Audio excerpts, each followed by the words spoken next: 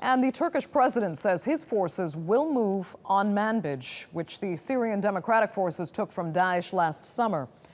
President Recep Tayyip Erdogan ruled out any cooperation with the SDF.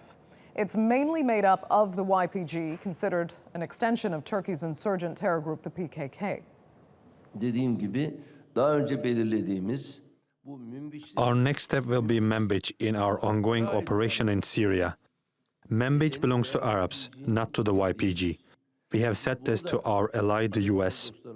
The YPG should move to the west of the Euphrates. They can't stay where they are. The US has promised us that they wouldn't stay there, but so far they haven't moved. Well, Abubakr al Shamahi is standing by for us in Gaziantep. He joins us now live. Hi, Abubakr.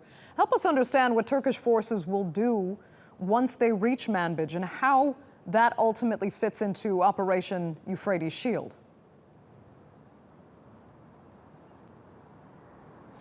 Well, let's look firstly, at the whole Operation Euphrates Shield in general and its aims.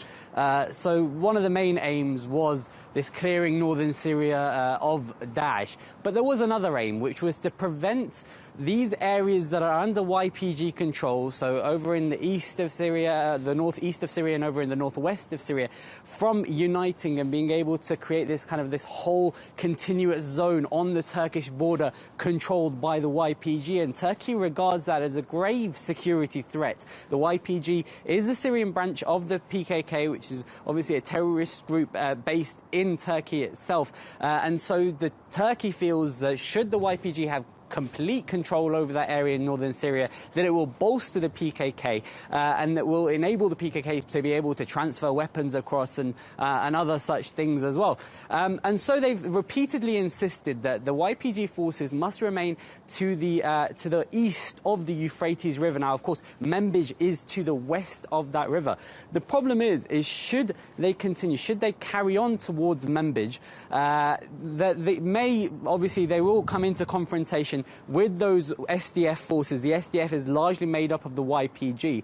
And yes, Turkey considers the YPG a terrorist group, but the Americans, Turkey's ally, does not consider the YPG a terrorist group and in fact considers it an ally in the fight against Daesh. So in terms of what will happen with relations with America and then what will happen with the actual fighting on the ground, there are a lot of questions that still remain and we'll be seeing if those forces do move towards Manbij, what will happen on the local and on the international scene as well.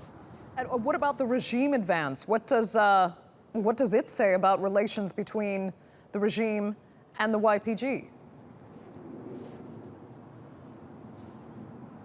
Well, the regime has pushed right up towards Manbij now and up to those SDF YPG lines. And this does really shed a spotlight or highlight the relationship between the regime and the YPG. And it's interesting because, of course, the regime is on one side and the SDF is considered to be an opposition group in Syria.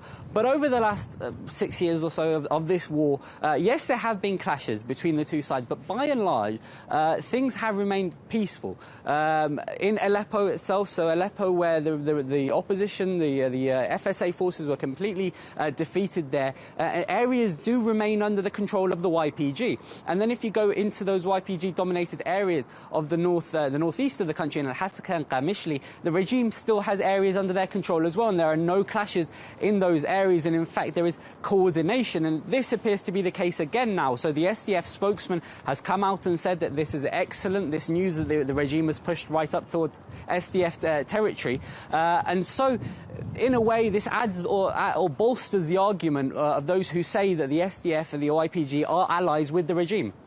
Okay. Abubakr, we'll leave it there. Thank you so much for that from Gaziantep.